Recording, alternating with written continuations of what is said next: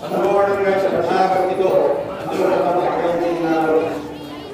ఇప్పుడు విశేషంగా అమ్మవారికి మరియు యజ్ఞేశ్వరుడి ఇద్దరికీ కూడాను పూర్ణాహుతి సమర్పణ అనేది ప్రారంభమవుతుంది.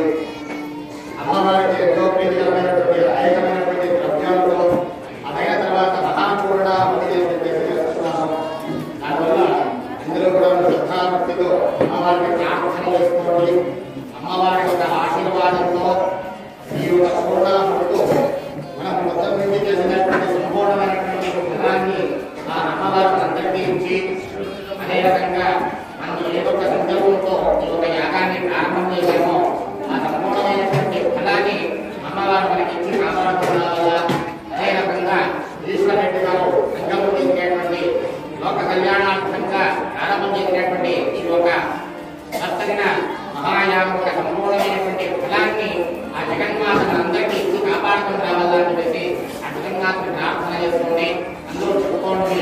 ఇదం ఫలం మయా దేవ